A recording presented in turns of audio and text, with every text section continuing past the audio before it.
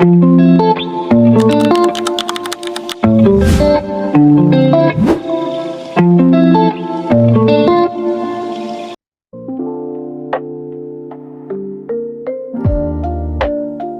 baik. Assalamualaikum warahmatullahi wabarakatuh. Nah, perkenalkan kami dari kelompok 4 dari mata kuliah Pendidikan Agama Islam yang sedang memenuhi tugas proyek mengenai tingkat pemahaman mahasiswa terhadap budaya akademik Islami.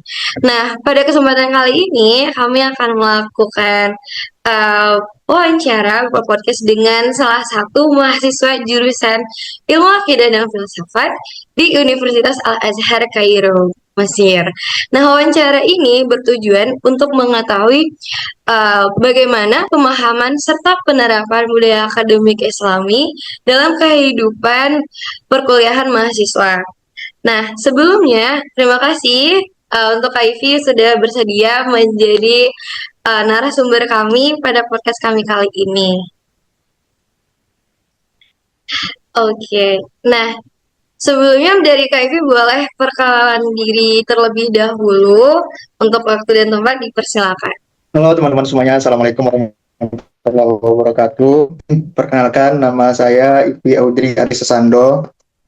Saya berasal dari Pekanbaru Riau, tapi aslinya saya dari Padang, Sumatera Barat. Ya, saya kelahiran Padang, Sumatera Barat. Saat ini sedang menempuh studi di Fakultas Usuluddin, jurusan Akidah dan Filsafat, Universitas Al-Azhar Kairo, Mesir. Dan udah masuk tingkat terakhir ya.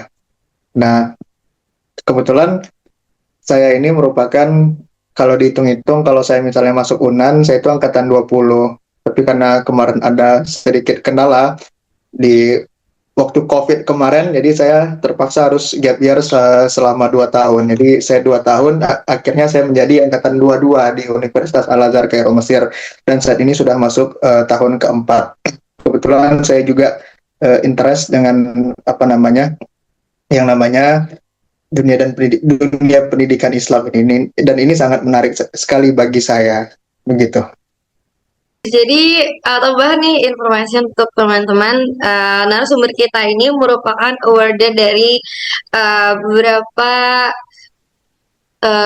biasa seperti pertama itu ada Pekanbaru Government Scholarship. Nah, itu di tahun 2022.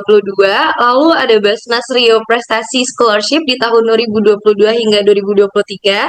Nah, selanjutnya Basnas Cendekia Scholarship di tahun 2025. Dan yang terbaru itu dari Muhammadiyah Scholarship Agency tahun 2025. Dan oke, untuk Kak Ivy, nah menurut kakak sebagai mahasiswa ilmu akidah dan filsafat, nah bagaimana kakak memaknai budaya akademik Islami di lingkungan mahasiswa?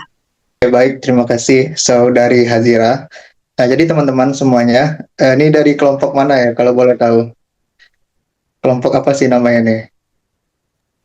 Kami dari kelompok 4. Kelompok 4. Nah, sebelumnya saya ingin bertanya dulu nih sama teman-teman. Ini sepemahaman teman-teman aja. Biar nanti kita jelaskan secara ringkas. Maksudnya itu secara rinci. Menurut teman-teman, ketika teman-teman sudah masuk dunia perkuliahan yang tahun 2024, ya artinya itu sudah 2 tahun, gimana lingkungan keislaman yang teman-teman rasakan setelah masuk kuliah? Kan kalau misalnya di SMA nih, di SMA teman-teman tuh kan disuapin gitu kan. Nah, kalau di kuliah ini gimana? Ada yang bisa ngasih perspektif dulu nggak kira-kira? Jawab Kak. Oh, Ya. Jadi apa perbedaan hal yang dari SMA atau di perkuliahan ya Pak Bang? Jadi Mm-mm. kalau di bedanya sih yang saya rasain tuh kalau misalnya di SMA sekolah kan kita lebih ke dibina oleh guru kayak seperti misalnya kita ada lalai atau ada kelalaian, guru yang mencari kita atau bisa menghubungi orang tua kita.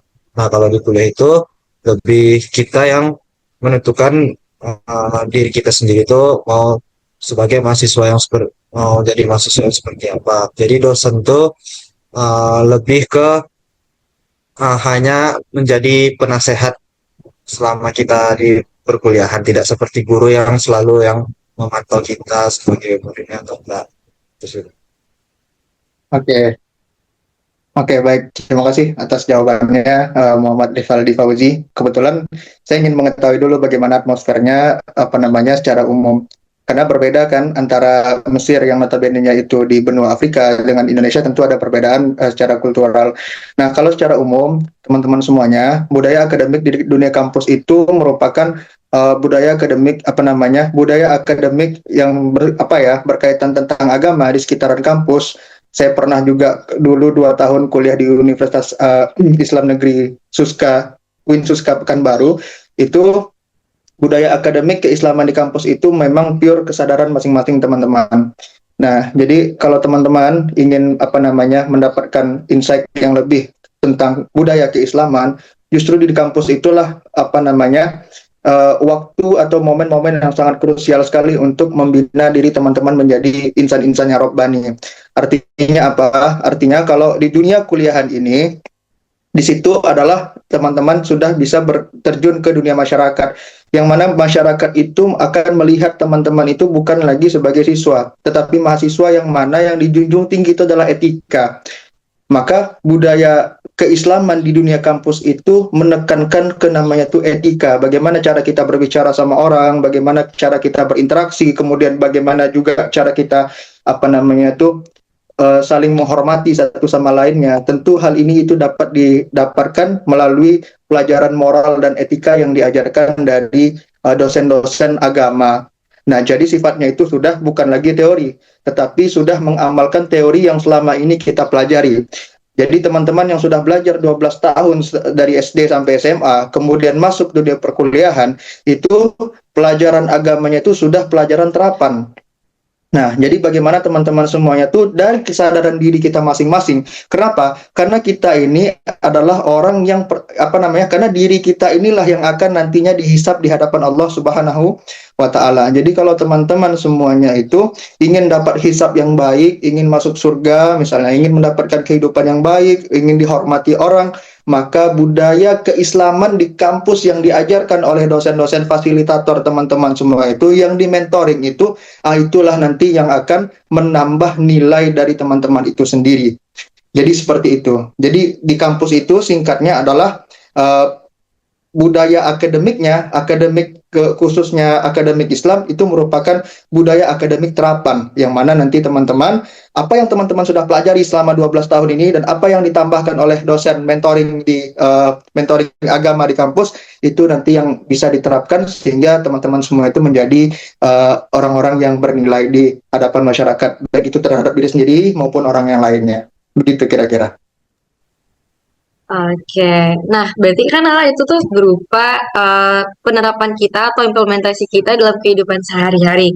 And by the way, apakah budaya akademik Islam itu hanya berkaitan dengan implementasi ibadah saja atau juga mencakup sikap kita dalam belajar dan berinteraksi di lingkungan kampus? Nah, ya, jadi teman-teman semuanya perlu diketahui bahwasanya pelajaran agama itu bukan hanya sekedar ibadah saja. Nah, ibadah itu merupakan dalam agama Islam itu adalah wasilah. Wasilah yang mana dengan ibadah tadi itu dapat melatih diri kita untuk menjadi insan-insan yang mulia. Artinya, ketika Allah, contohnya seperti ini, ketika Allah Subhanahu wa taala berfirman dalam surat Al-Baqarah, "Wasta'inu bis-sabri was-shalah wasta'inu bis-sabri was-shalah, innallaha ma'as-sabirin." Jadi, minta tolonglah kepada Allah dengan sabar dan sholat. Artinya di sini ada ibadah, kemudian ada yang namanya itu sabar. Nah, sabar ini kan merupakan sikap.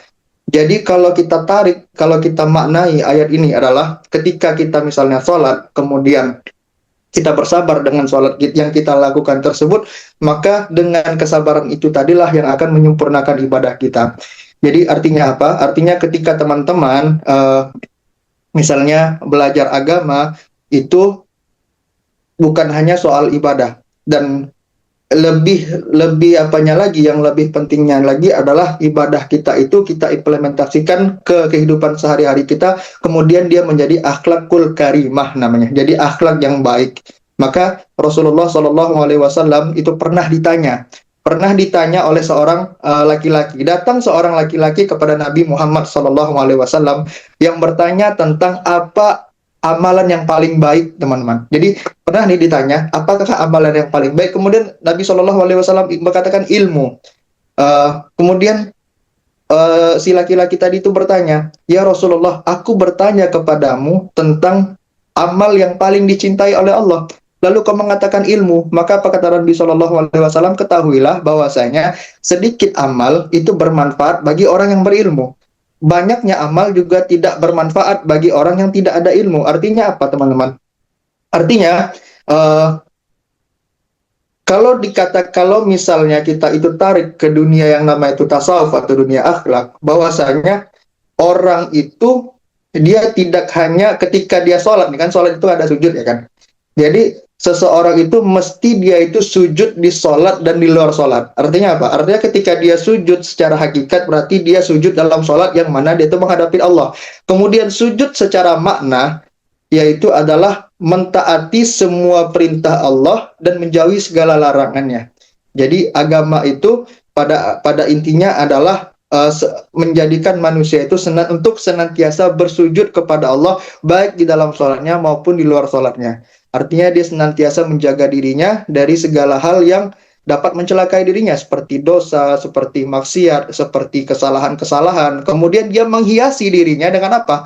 Dengan amal-amal yang baik seperti misalnya dia itu berinteraksi bersama orang tuanya, dia berbakti kepada orang tuanya, dia membantu teman-temannya, kemudian dia juga membantu sekitarnya gitu. Artinya apa? Artinya agama itu bukan hanya sekedar ibadah, tetapi perbuatan baik juga merupakan bentuk ibadah kita.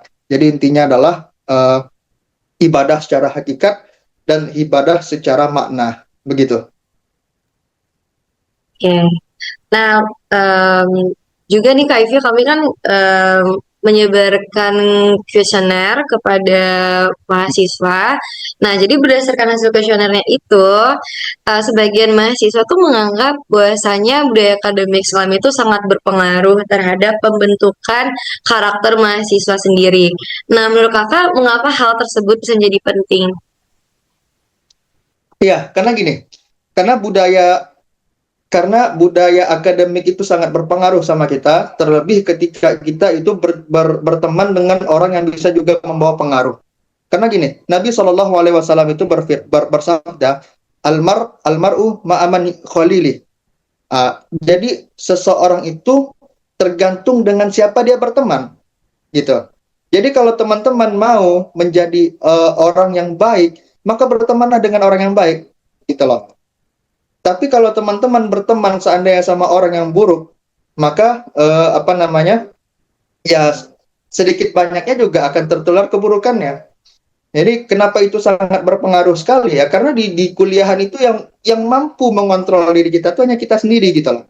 Sementara dosen, kemudian teman-teman itu cuman sebagai apa namanya penyokong bagi teman-teman gitu loh. Dan juga yang mengarahkan diri teman-teman sendiri, diri kita sendiri. Kenapa? Karena kita yang akan dihisab oleh Allah Subhanahu wa taala terhadap diri kita sendiri. Jadi kalau teman-teman interest atau tertarik di dunia pendidikan Islam di dunia kampus ini, maka carilah teman-teman atau sahabat-sahabat bagi kalian semuanya itu yang sejalan dengan kalian, sehingga itu nanti dapat membantu kalian untuk menjadi insan-insan yang mulia itu tadi.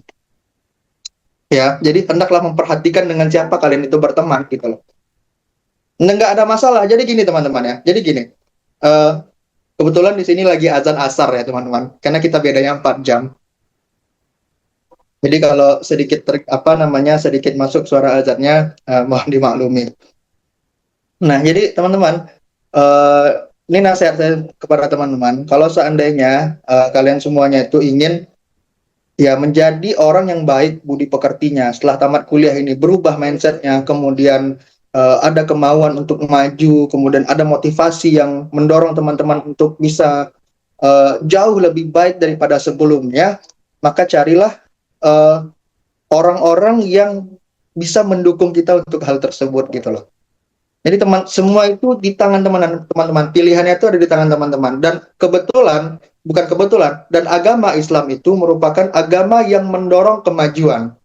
Jadi kalau seandainya kita pada saat masuk kuliah merasa kita bebas, oh saya nih masuk kuliah nih, saya bebas, boleh ngelakuin apa aja, saya bisa main game dari pagi sampai pagi. Coba pikirkan impact-nya itu apa gitu loh.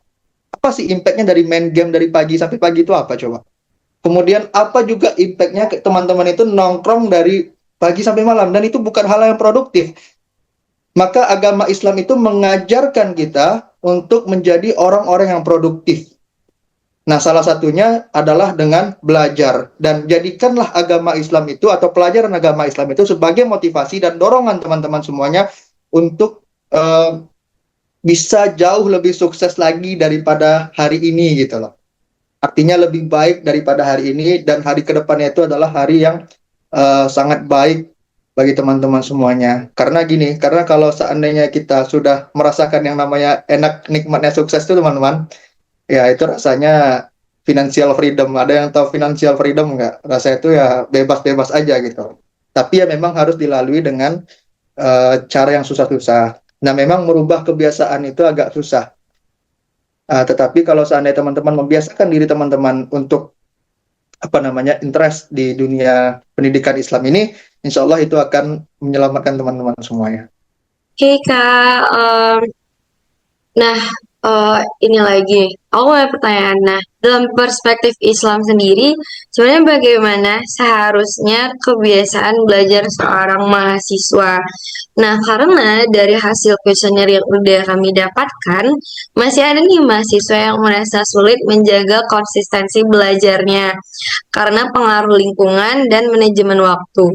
Menurut kakak, solusi yang bisa dilakukan mahasiswa itu apa? Seperti apa? Solusi yang bisa dilakukan mahasiswa itu yang pertama adalah niat, luruskan niatnya, paksakan diri. Itu yang pertama. Kenapa? Karena kalau sudah tidak niat, sampai mati pun juga nggak akan bisa, teman-teman. Jadi yang pertama tuh niatkan dalam hati kita untuk apa namanya mau belajar seperti itu. Kemudian dipaksa diri kita tadi. Kenapa? Karena ada satu pepatah yang mengatakan Allah bisa karena biasa. Jadi yang pertama tuh memang harus diniatkan dan memang harus dipaksa. Karena kalau tidak seperti itu sampai mati pun juga tidak akan berubah gitu loh.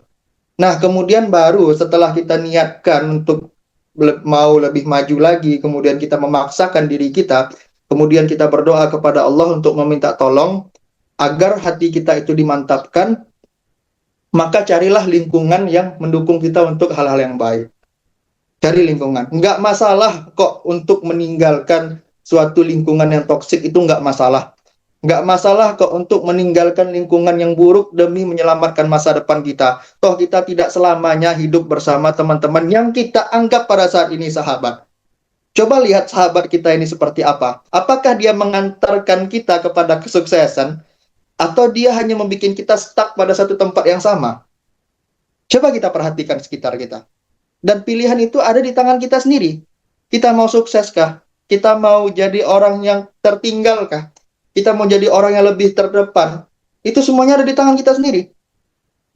Maka apa yang bisa kita lakukan? Yang pertama tadi, niatkan dalam hati untuk menjadi lebih baik. Kemudian paksa, mulai dari hal-hal yang kecil. Kenapa? Karena 1000 langkah itu dimulai dari satu langkah. Betul nggak? 1000 anak tangga yang kita naiki itu mulai dari tangga yang pertama. Nah, nanti seiring dengan berjalannya waktu, ketika kita sudah bisa membiasakan diri kita untuk hal yang baik tadi, maka otak kita itu akan membuat suatu ekosistem, membuat sistem yang mana kalau tidak melakukan hal itu kita tidak bisa. Artinya apa? Artinya kita memprogram diri kita sendiri untuk lebih baik. Itu teman-teman. Cari teman, kemudian cari lingkungan, kemudian nggak usah dengarkan apapun kata orang. Mau orang bilang, oh Purwandi sombong misalnya, nggak mau lagi main ML sama kita dari pagi sampai pagi. Oh misalnya Anissa Cahyani sombong nih, nggak mau lagi diajak nongkrong, nggak mau lagi diajak karaoke gitu. Ya kalau seandainya itu tuh mengancam budaya akademik kita, membuat nilai kita banyak E, banyak C, ya buat apa teman-teman gitu lah. Jadi ya yang pertama tuh saran saya ya niatkan diri teman-teman semuanya, kemudian paksa, kemudian itu baru cari ekosistem yang mendukung. Jadi nggak banyak sebenarnya, nggak banyak yang saya bisa sampaikan. Karena saya juga pernah merasakan hal yang seperti itu. Saya juga pernah merasakan, saya pernah dulu di lingkungan toksik. Saya pernah dulu di lingkungan yang nggak mengantarkan saya ke yang namanya itu kesuksesan. Tapi alhamdulillah ketika saya berani meninggalkan hal tersebut, ya saya dapat 4 beasiswa sekaligus, yang itu nilainya fantastis. Kemudian saya bisa keliling dunia. Saya bisa ke Dubai, saya bisa ke Oman, kemudian saya bisa keliling Jawa, iya kan? Saya juga bisa keliling Mesir, dan itu semua itu gratis. Saya dapatkan hanya dengan saya meninggalkan kebiasaan lama saya, dan saya memulai untuk belajar lebih giat lagi gitu loh. Jadi nggak ada salahnya ketika kita mau bermulai, karena ketika kita itu meniatkan diri kita jauh lebih baik, dan ketika itu Allah turunkan bantuannya, maka setitik atau sebesar biji sawi niat kita. Kalian teman-teman kan anak pertanian kan, tahu kan biji sawi segede apa? Walaupun cuma punya niat segede biji sawi, tapi Allah ganti dan Allah bantu dengan pertolongan itu sebesar gunung Merapi. Nah, bayangkan sebesar apa bantuan Allah ketika kita mau menjadi lebih baik. Seperti itu. Jadi 3 hal ini diingat aja. Niat, paksakan diri, cari ekosistem yang lebih baik. Oke, niat, paksakan diri, dan cari ekosistem yang lebih baik. Baik-baik. Oke, we will remember it, Bang. Nah, jadi menurut Abang, apakah pembelajaran Abang Kakak kan dari jurusan ilmu akidah dan filsafat nih. Nah, menurut Kakak tuh apakah ada pembelajaran akidah dan filsafat nih mempengaruhi cara pandang mahasiswa terhadap etika akademik? Nah, lalu menurut Kakak apakah mahasiswa jurusan keislaman memiliki pemahaman budaya akademik Islami yang berbeda dibanding jurusan lain?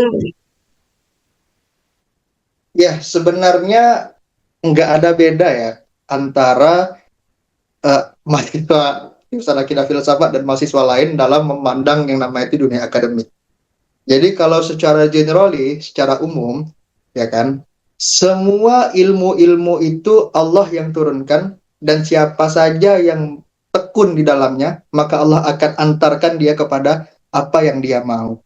Artinya apa? Artinya, walaupun saya misalnya nih belajar jurusan akidah dan filsafat, dan saya misalnya saya belajar agama, kemudian saya malas-malasan, ya saya juga nggak jadi apa-apa gitu loh. Sebaliknya, teman-teman kalau misalnya belajar ilmu umum, kemudian teman-teman fokus di sana, ya teman-teman bisa menjadi orang yang sukses. Tergantung dari usaha masing-masing. Jadi kalau bagi saya yang notabene-nya adalah mahasiswa akidah dan filsafat, itu kami itu bermain dengan pikiran, pola pikir, cara berbicara, cara berdebat, ya kan? Artinya bagaimana cara meluruskan pola pikir, kemudian mengarahkan kepada jalan yang benar. Nah, itu secara teori akidah dan filsafat. Tapi sejatinya pendidikan itu ditarik lagi secara umum. Untuk apa kita itu belajar gitu loh. Mau jadi apapun kita, mau belajar apapun kita, niatkan yang pertama itu untuk mengangkat kebodohan dari diri kita. Dan agama Islam itu adalah agama yang komprehensif. Artinya agama Islam itu tidak membedakan siapa orang itu dia mau belajar apa gitu loh. Karena di dalam Al-Quran itu Allah katakan yarfa'illahu alladhina amanu minkum walladhina utul ilma darajat. Allah angkat sebagian orang yang beriman, tetapi orang yang berilmu itu Allah angkat derajatnya, siapapun dia. Kalau misalnya saya nih, saya jurusan akidah dan filsafat. Berjumpa misalnya saya sama profesor doktor di bidang pertanian. Contoh dia di bidang misalnya di bidang gulma, atau dia profesor di bidang kultur jaringan. Yaitu saya ketika berbicara sama dia, saya juga merasa rendah juga gitu loh. Walaupun nggak selinier sama saya, karena begitulah Allah tuh mengangkat derajat orang yang berilmu. Maka agama Islam itu bukan agama yang yang hanya menekankan untuk belajar agama saja, tidak, tetapi juga memerintahkan untuk belajar ilmu-ilmu lainnya. Karena apa? Karena dengan ilmu-ilmu yang lainnya itulah yang dapat memajukan suatu peradaban, suatu kaum, suatu bangsa gitu. Jadi tidaklah mungkin Indonesia itu berdiri kalau tidak ada orang pertanian. Kalau tidak ada orang pertanian ya kita nggak bisa makan kan. Kita nggak bisa menikmati yang namanya itu mangga yang manis. Kemudian kita tidak bisa menikmati beras biryani yang bisa ditumpukan di Indonesia. Kita juga tidak bisa menikmati hasil-hasil pertanian yang sangat luar biasa itu. Ya, itu juga merupakan suatu hal yang mengkuatkan agama Islam gitu teman-teman. Jadi profesional teman-teman di bidang teman-teman, artinya apa? Kalian ketika profesional di bidang yang kalian pelajari itu, maka sama saja kalian itu dengan menolong agama Allah dengan pertanian. Nah, jadi semangatlah dalam belajar pertanian ini. Kenapa? Karena nggak semua ustadz itu atau misalnya anggaplah saya ustadz ya, nggak semua ilmu itu bukan hanya dipegang oleh seorang ustadz gitu loh. Peradaban itu juga tidak hanya dipegang oleh seorang pemuka agama, tetapi peradaban itu disokong, dikuatkan satu sama lainnya. Kita saling bahu membahu. Orang pertanian, ahli teknik kah dia, mau dia ahli ekonomi, mau dia ahli bangunan dan segala macam, itulah yang akan menguatkan umat Islam ini sehingga kita menjadi suatu kesatuan yang kokoh. Jadi ya semuanya itu sama apabila teman-teman itu mampu menyeimbangkan antara ilmu pengetahuan dan teknologi sama iman dan takwa. Artinya budaya akademik itu secara umum adalah ketika teman-teman mampu menyeimbangkan antara iptek dan imtak. Iptek itu adalah bagaimana cara teman-teman itu mengambil atau menyerap ilmu yang dipelajari dari kampus. Kemudian imtak ini adalah long life learner. Jadi adalah pelajaran yang seumur hidup kita pelajari. Kalau misalnya kita iptek, pelajaran iptek itu misalnya selesai ketika teman-teman sudah bergelar SP. Dan itu bisa dikatakan selesai dalam waktu yang sementara. Tetapi masalah iman dan takwa ini mesti harus diperbaharui. Ya kan? Teman-teman nanti misalnya jadi profesor dokter, teman-teman juga bisa kok jadi seorang ustadz atau jadi seorang ustazah yang bisa menyuluhkan agama gitu, atau menjadi gubernur, wali kota, presiden, bisa-bisa saja. Nah, dengan diiringi etika dan diiringi dengan pemikiran yang lurus, etika yang baik, kemudian attitude-nya pun juga sangat luar biasa, seperti itu. Jadi kita cerdas, kalian mesti harus cerdas secara akademik kalian yang notabene sebagai mahasiswa pertanian, dan kalian juga pandai-pandai dalam mengambil hati orang lain. Artinya apa? Artinya tutur kata kalian bagus, kemudian sikap kalian itu mencerminkan seorang yang intelektual, seperti itu. Harus ada keseimbangan antara iptek dan imtak.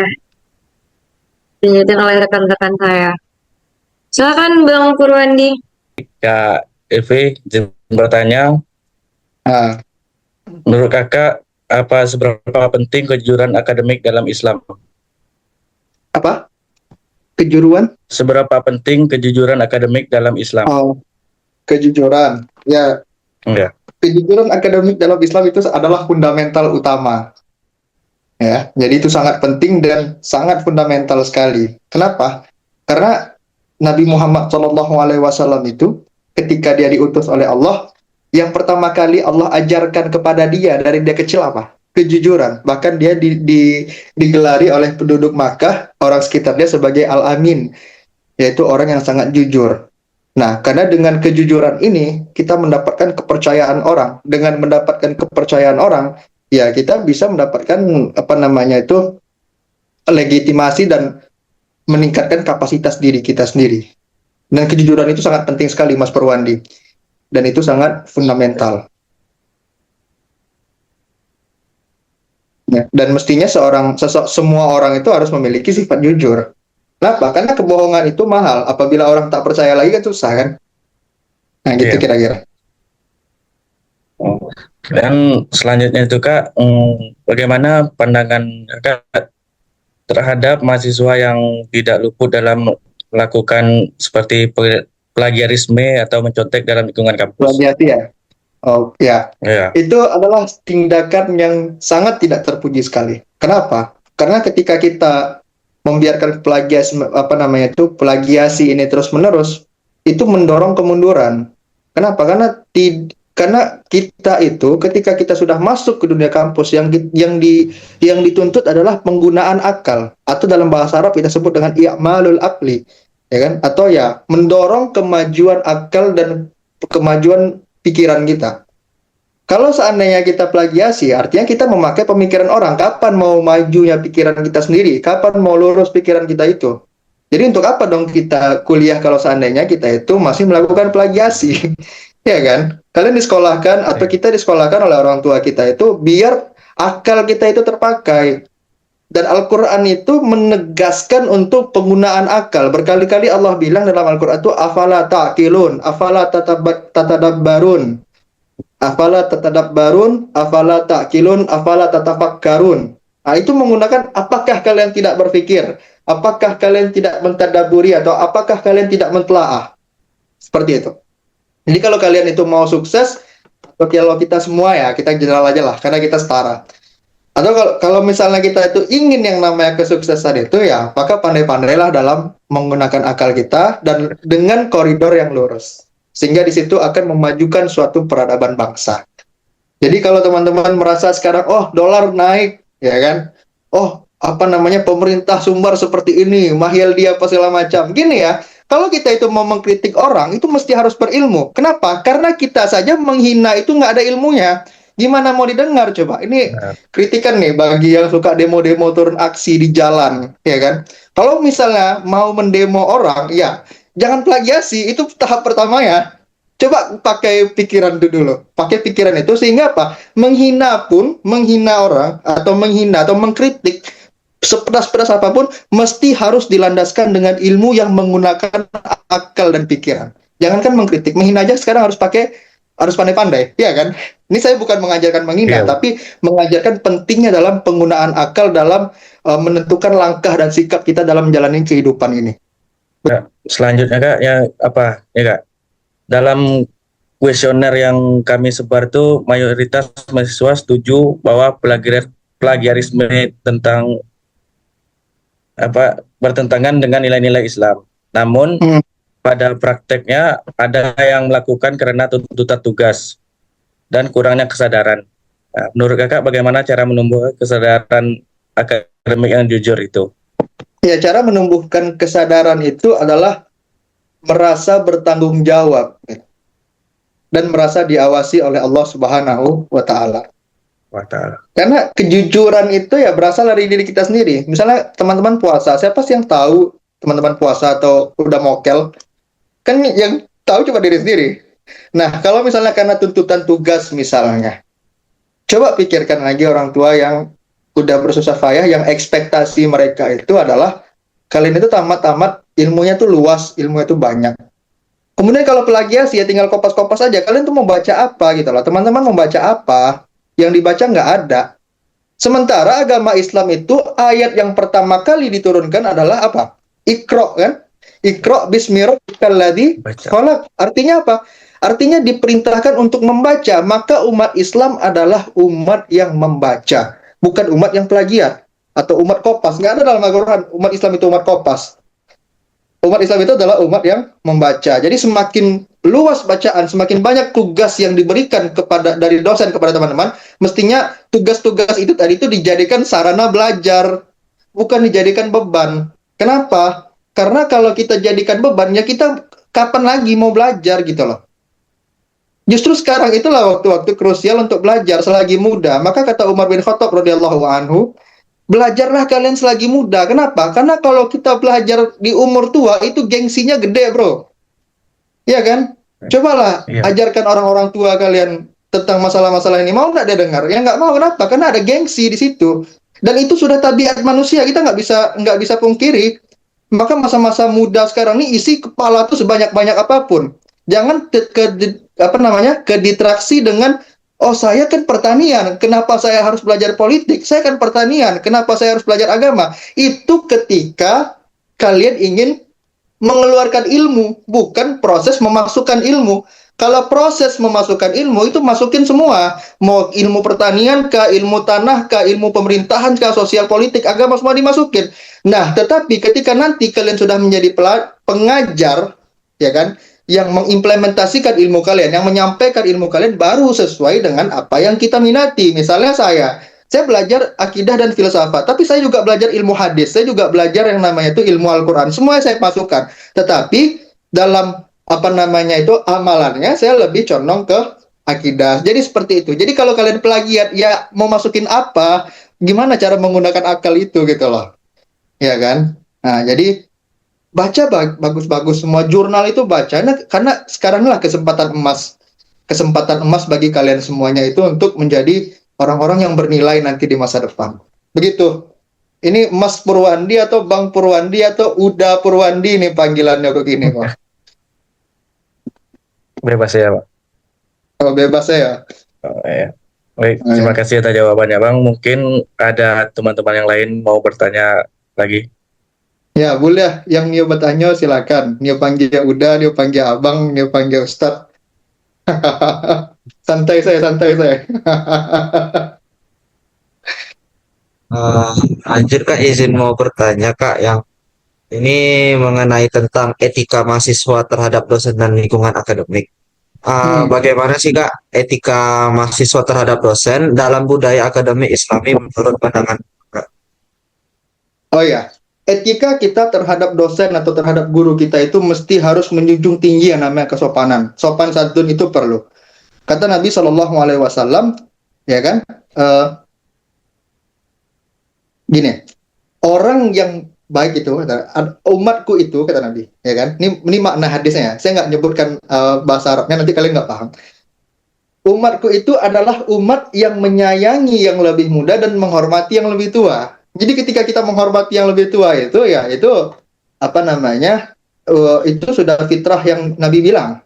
Jadi kalau etika kita terhadap dosen yaitu menghormati mereka, menghargai mereka sebagai guru kita. Kalau seandainya ini mungkin klise ya, ini mungkin klise atau sudah sering didengar.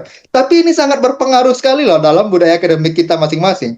Ini, kalau nggak suka dosennya, sukai pelajarannya. Kalau nggak suka pelajarannya, sukai dosennya. Maka ketika kan kita nggak bisa menghindar nih teman-teman, ya kan? Ini saya buka lah pikirannya. Kalau teman-teman seandainya nggak suka sama seorang dosen, gimana coba mau menghindar sementara kita belajar sama dia dan ujian kita pun sama dia gitu loh. Mau menghindar tuh gimana? Jadi caranya yang hadapi dengan kebaikan, hadapi dengan baik. Mau dia killer kah dia, mau dia gimana pun dia, asalkan dia nggak melanggar etika agama misalnya, ya itu kita mesti harus respect sama dia dan kita harus bersabar sama dia. Bersabar dan dalam hati mendoakan, ya Allah semoga dosen yang killer ini baik ya Allah. Jangan doakan dia mati, ya doakan dia cabutlah nyawa ya Allah. Jangan doakan gitu ya kan.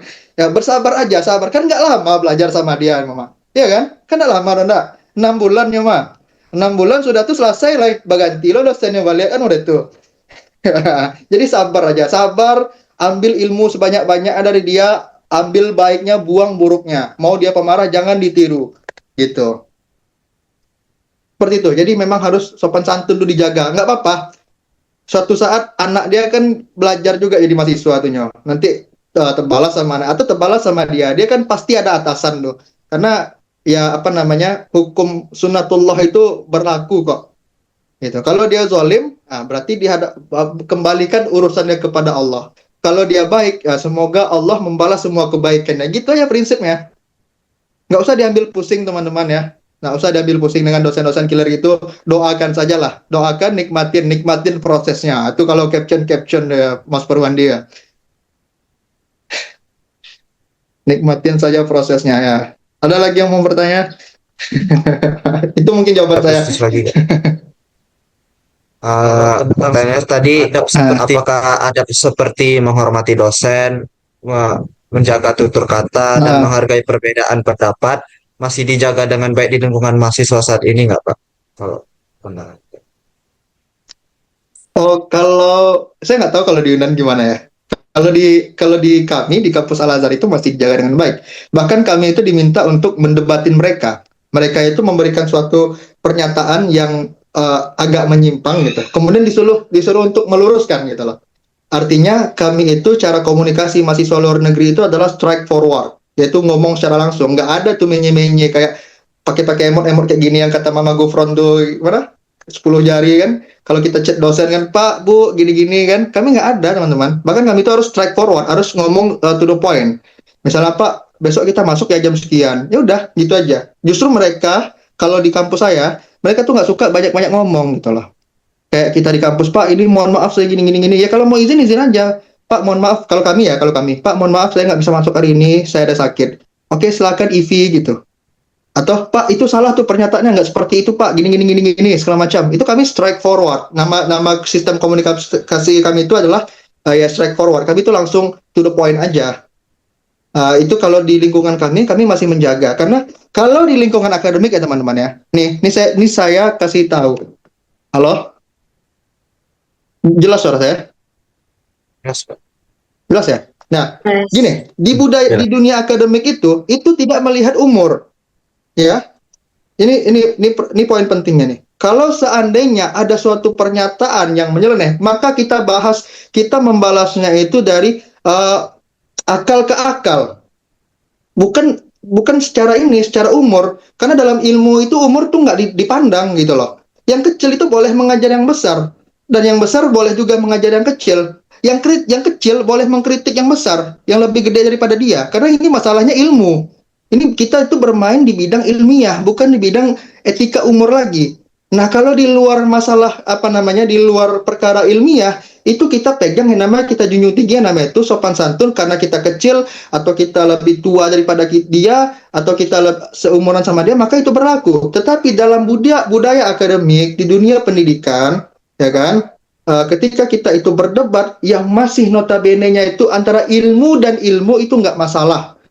Dan itu bukan suatu permasalahan, itu bukan bentuk tidak sopan.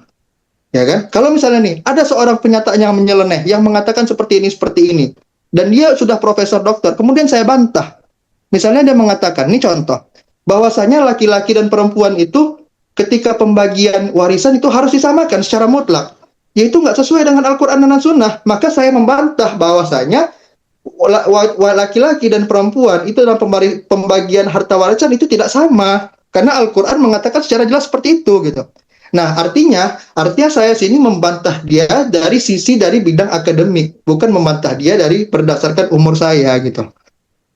Ya, jadi singkatnya gini, kalau berdebat atau misalnya kita itu ada membantah di ranah akademik, itu nggak masalah, itu nggak melihat umur, ya kan? Yang nggak boleh itu ketika kita ada perdebatan antara hati ke hati atau pribadi ke pribadi. Tapi kalau akal ke akal itu nggak masalah. Teman-teman punya argumen yang kuat, kemudian membantah dosen misalnya, itu sah-sah saja kalau masih dalam koridor akademik. Seperti itu. Paham ya? Kira pertanyaan saya itu sebagai mahasiswa ilmu akidah dan filsafat kan berarti sudah akrab dengan diskusi dan perbedaan pandangan terhadap dosen dan atau sama rekan-rekan mahasiswa yang lainnya, Kak.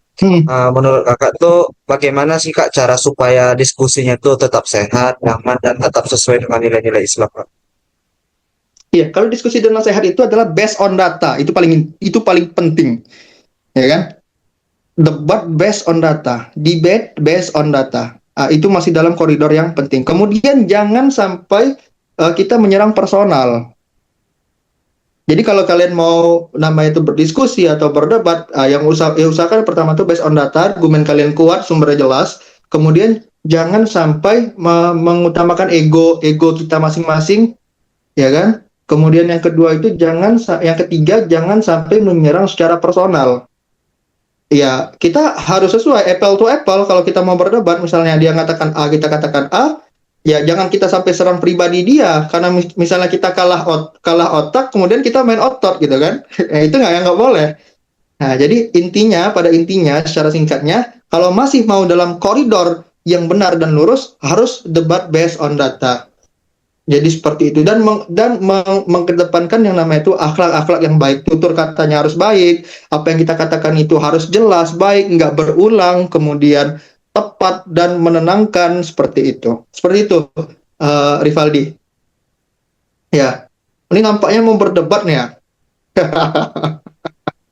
Jadi kita kalau berdiskusi itu harus siap menerima kritikan juga, Kak. Betul. Ya harus terbuka, kita harus open mind. Ya, intinya tuh harus open mind. Iya kan? Karena gini teman-teman ya, ada sebuah perbedaan. Jadi perbedaan gini, ada yang namanya debat, ada yang namanya diskusi. ya kan? Kalau debat itu teman-teman mengutarakan argumen teman-teman dan melawan argumen yang lain. Jadi adu argumen itu debat. Kalau diskusi itu pemahaman Nakesha, pemahaman Rivaldi, pemahaman Zira, pemahaman Cahyani, pemahaman Purwandi itu disatukan dalam suatu perkara yang sama. Misalnya membahas tentang gulma, ya kan? Gulma itu misalnya ada jamur Rhizoctonia solani misalnya yang menyerang tanaman pada padi gitu. Contoh seperti itu. Nah, gimana sih pemahaman kalian masing-masing tentang Rhizoctonia solani tadi?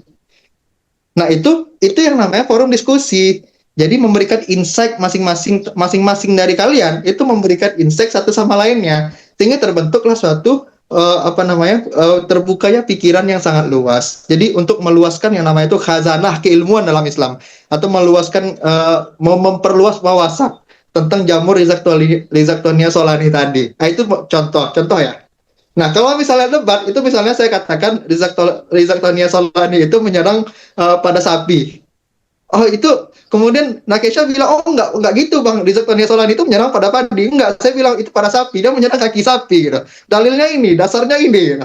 Oh enggak, itu salah gitu. Jadi adu argumen. Nah, kalau misalnya diskusi itu ya saya bilang Rhizoctonia solani itu karena ini, kejadiannya karena ini. Oh ya, menurut profesor ini karena ini. Jadi menyatukan argumen-argumen. Jadi membentuk suatu apa namanya tuh kayak ya bikin makalah lah, banyak datanya gitu loh. Menyatukan data. Seperti itu. Nah, ini dunia akademik ya. Ini saya anak akidah filsafat tahu loh tentang ini.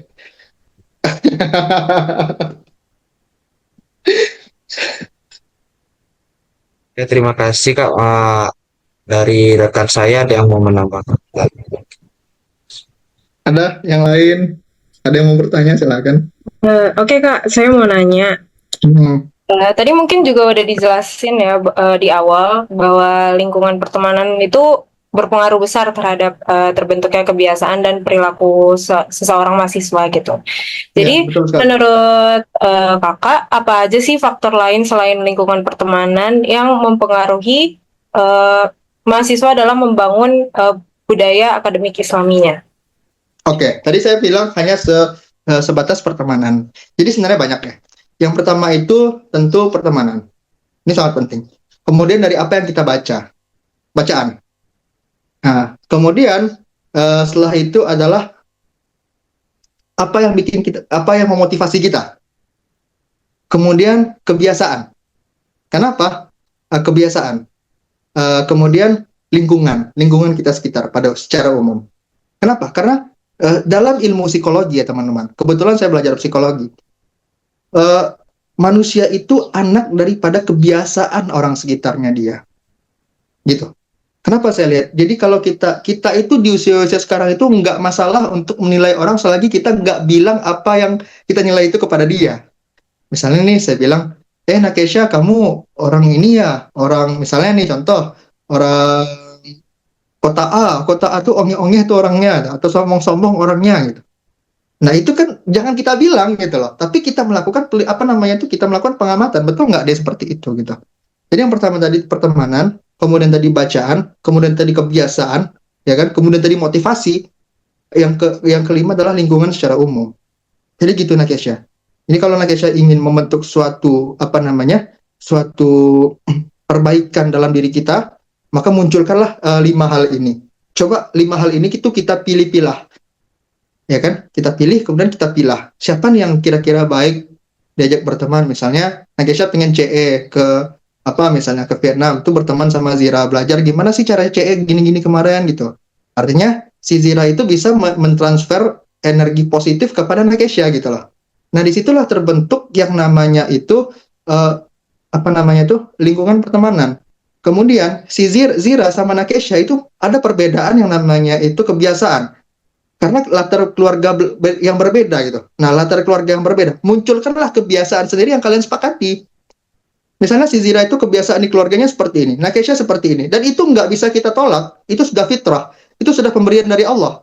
Kemudian ketika kita ingin membentuk suatu kebiasaan, misalnya kebiasaan belajar bersama, kebiasaan saling nasihatin bersama, kebiasaan nongkrong tapi yang nongkrong itu produktif, itu bisa kalian bentuk berdasarkan kesepakatan kalian. Nah, jangan kita judge kebiasaannya orang gitu. Misalnya kebiasaannya Rivaldi, misalnya Rivaldi itu orang orang kota A atau suku A yang mana ya orang itu malas-malas. Jangan kita judge dia karena dia nggak bisa menghindar dari kebiasaan kampung sekitarnya dia.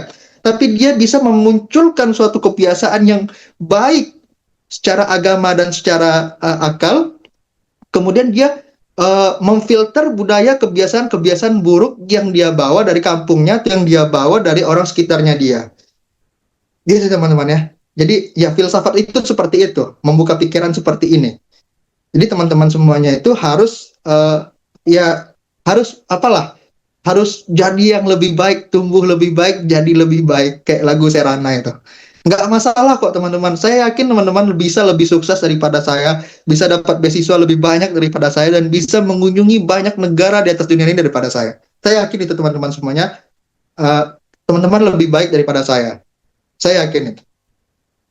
Tapi dengan cara teman-teman harus memunculkan lingkungan yang baik juga gitu loh. Ya kalau misalnya malas-malas ya sama aja enggak kan gitu.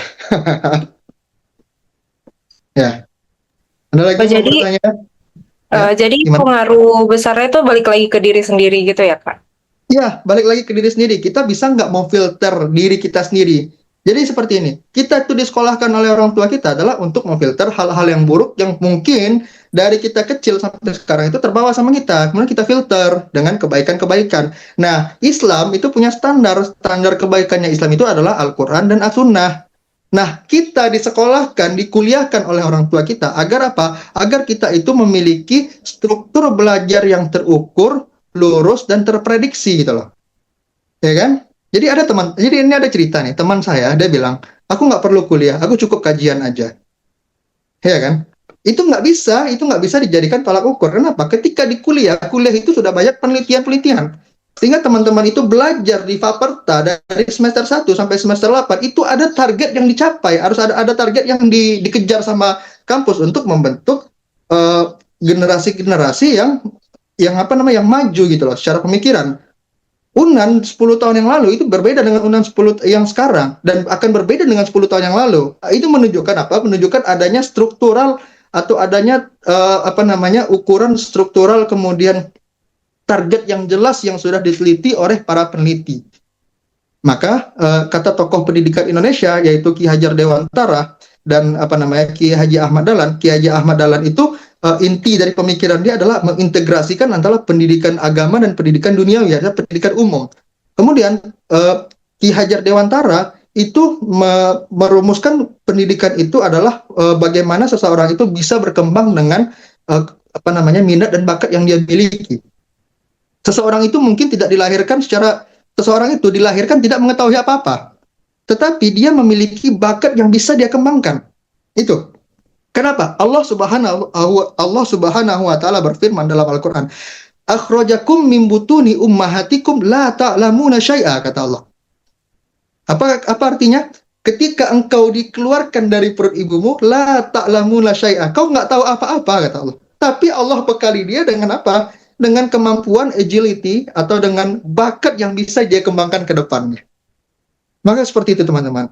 Maka kalau teman-teman, ini pesan saya nih, sekolah setinggi-tingginya sampai dokter. Ya kan? Yang cewek ini apalagi, yang cowok juga. Tapi kalau misalnya nih ada cowok nih, kalian kan ada cowok nih, 2 orang nih. Kalau misalnya nanti kalian punya pasangan, kalian jangan larang pasangan kalian itu untuk sekolah sampai setinggi-tingginya gitu. Jangan merasa tersaingi dengan hal itu. Justru semakin tingginya pendidikan perempuan, itu akan melahirkan generasi-generasi yang lebih baik ke depannya gitu. Jadi kalau kita mau merubah generasi nunduk main ML dari pagi sampai pagi sini, ya perempuan-perempuan Indonesia tuh harus sekolah setinggi-tingginya gitu. Dan akan membentuk yang namanya itu ekosistem generasi-generasi yang unggul ke depannya. Ya seperti itu Nakesha. Jadi harus memfilter diri sendiri, pandai-pandai membawa diri gitu loh. Nakesha mau jadi orang sukses atau menjadi orang pemalas itu ada di tangan Nakesha pada saat ini. Pilihannya itu di tangan Nakesha.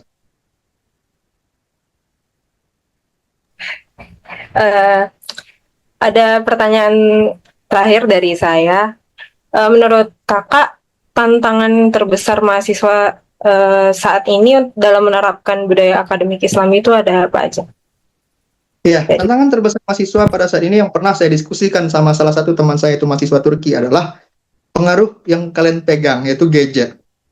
Itu tantangan terbesar sekali. Kenapa? Karena ya sekarang itu banyak orang di gadget-gadget yang kita pegang itu banyak standar-standar yang bukan menggunakan standar Islam. Artinya apa? Artinya tantangan terbesar kita adalah adanya brainwash atau adanya cuci otak atau adanya pengalihan, penggiringan opini terhadap standar yang sudah diciptakan atau yang sudah Allah turunkan kepada kita kepada standar yang nggak jelas. Contoh, misalnya di dalam TikTok misalnya, standarnya standar TikTok. Menjalankan hubungan standar TikTok itu sudah tantangan loh gitu, ya kan? Atau menjalani kehidupan Islam itu standar TikTok, bukan standar Al-Qur'an dan Al-Sunnah. Jadi kalau misalnya kita hanya berpedoman kepada misalnya kita belajar agama hanya nonton TikTok, itu nggak bisa dijadikan patokan teman-teman. Karena kita nontonnya itu hanya separuh-separuh, sama seperti saya bilang tadi. Misalnya di-cut tuh video saya yang bilang harus memunculkan ekosistem yang baik. Apakah dia ngikuti majelis ini dari awal sampai akhir? Kan enggak. Dia hanya melihat yang itu saja, sisi yang itu saja. Tetapi nggak melihat sisi secara keseluruhan. Maka tantangan yang terbesar sekarang ini adalah ya kurangnya rasa sabar seorang penuntut ilmu itu dalam menuntut ilmu gitu loh. Karena menuntut ilmu itu adalah waktu yang panjang, dia bertahap. Nah, orang sekarang ini banyak ingin instan, nggak bisa seperti itu. Mie instan aja bikinnya nggak instan gitu loh. Ya kan? Mie instan aja bikinnya buka kompor, hidupin kompor dulu, panaskan air 3 menit, masukkan telur, kan nggak instan tuh bikinnya. Ini nggak ada yang instan. Jadi standarnya orang sekarang ini adalah instanisasi suatu perkara, sehingga orang menganggap bahwasanya kita nonton 15 detik aja sudah bisa ceramah di masjid, kan nggak seperti itu gitu loh. Artinya ada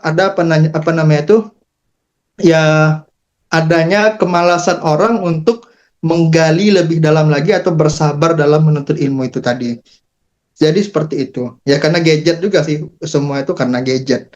Ya, itu yang Nakesha ya. Jadi kalau mau belajar agama tuh nggak apa-apa belajar, Nakesha kuliah nih. Jadi misalnya ada kajian apa di Masjid Unan, ikuti aja gitu. Ikuti tapi konsisten gitu. Hilangnya konsistensi orang dalam belajar, itu yang pertama.